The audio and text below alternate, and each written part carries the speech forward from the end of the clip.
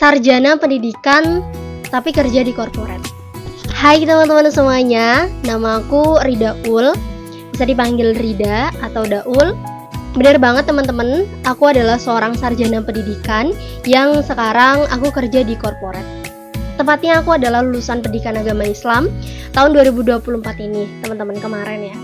Jadi banyak banget nih yang nanya, kenapa kok nggak jadi guru, kenapa nggak ngelamar jadi guru, atau kenapa kok kamu nggak ikut PPG. Yang pertama, dari jurusan aku, PA itu nggak ada PPG Prajab gitu, sampai akhirnya karena kita ikutnya Kemenak dan Kemenak tidak menyediakan PPG Prajab, belum mungkin ya, adanya Daljab, dan itu ada banyak ketentuan gitu, sampai akhirnya kayaknya aku nggak bisa deh, ketentuan itu nggak ada di kualifikasi aku gitu, aku nggak termasuk gitu kan. Kemudian aku ingin mencoba untuk kayaknya aku switch karir aja deh gitu, atau aku pilih jalan lain gitu. Itu terbesit waktu menunggu wisuda gitu, jadi aku nggak bisa nih gini-gini aja gitu. Jadi selama aku kuliah, aku juga sambil kerja. Di semester akhir, aku kerja di minimarket, jadi kasir, kemudian aku juga jadi penyiar radio, dan aku juga magangnya WFH teman-teman semuanya. Jadi dari situlah aku mulai memiliki keinginan untuk, wah kayaknya aku nggak bisa nih kalau terus-terusan kayak gini, ngelihat ketentuan-ketentuan guru yang memang belum berpihak pada guru juga. Dan akhirnya aku mulailah cari-cari gimana caranya kerja di kantoran, gimana caranya kerja di perusahaan, gimana caranya kerja di korporat. Sampai akhirnya aku nemuin beberapa orang yang ternyata dia juga lulusan dari sarjana pendidikan tapi dia nggak kerja jadi guru gitu. Nah, aku mintalah tips dan triknya, gimana caranya dan lain sebagainya. Sampai akhirnya aku kurang lebih 2-3 bulan itu aku juga banyak kok ditolak teman-teman. Jadi aku nggak one shot ya, langsung kayak aku langsung diterima, enggak teman-teman. Itu pasti akan ada masanya gitu. Dari aku ngelamar satu perusahaan ke perusahaan lain, cuma sampai di psikotes doang, cuma sampai di interview HRD doang, cuma sampai di interview user doang, sampai akhirnya ya semua itu pasti akan berjalan lah gitu. Pasti kita akan melewati itu. Sampai akhirnya aku melamarlah di satu perusahaan, dan ternyata melewati hal itu aku evaluasi diri, apa ya sebenarnya yang kurang gitu, atau skill aku kah, atau lain sebagainya kah gitu. Dan ya alhamdulillah waktu itu di bulan Juli akhirnya aku sebelum wisuda aku udah lolos gitu kan.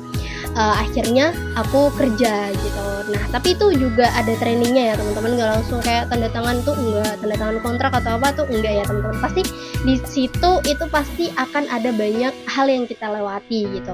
Kemudian ada banyak yang nanya juga, gimana kamu bisa keterima atau lain sebagainya.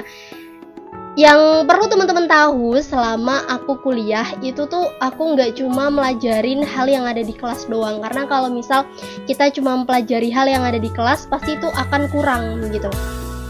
Dan aku juga pengen ngomong, pastiin kalian sebelum lulus setidaknya kalian tuh udah punya bekal skill apa dalam selama kalian kuliah, kalian magang kah atau part time kah atau kalian apapun itu gitu loh.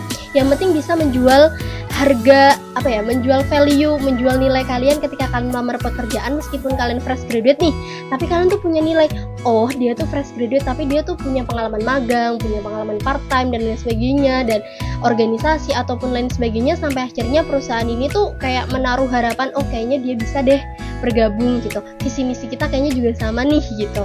Jadi jangan sampai kita keluar dari kampus tuh kayak tong kosong doang, itu jangan gitu.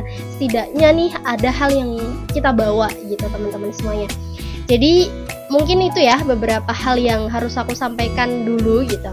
Kemudian kalau banyak juga yang nanya soal CV gitu, aku juga udah pernah beberapa di VT aku di TikTok itu aku udah share CV aku pakai CV ATS teman-teman. Jadi jangan sampai salah untuk menjelaskan bagian deskripsi diri, menjelaskan aku tuh lulusan dari ini bla bla bla, pengalaman aku enggak. Tapi di CV itu juga ada step-stepnya, ada hal-hal yang harus kita tulis. Misal kayak ya yang pertama nulisin namanya, kemudian alamat LinkedIn itu juga perlu ya teman-teman semuanya. Kalau misal sampai saat ini belum mengenal hal itu, ya itu wajar, dulu aku juga nggak kenal kok. Tapi lama-kelamaan kita juga harus mengenal hal baru gitu. Waktu aku terjun pertama kali di perusahaan, aku juga nggak tahu, aku juga sebenarnya nggak tahu-tahu banget, cuma ya punya skill ya public speaking lah minimal itu, kemudian menganalisa konten, permasalahan dan lain sebagainya sesuai dengan job desk. Yang penting kita tuh bukan terlihat sih, tapi yang penting kita adalah rajin, ulet, dan kita tuh nggak malas untuk belajar hal baru. Itu hal yang menjadi kunci gitu.